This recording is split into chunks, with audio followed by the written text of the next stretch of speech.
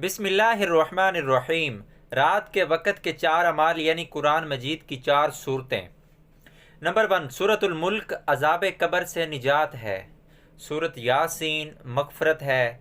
सूरतुल वाक़िया फ़ाक़े से अमान है।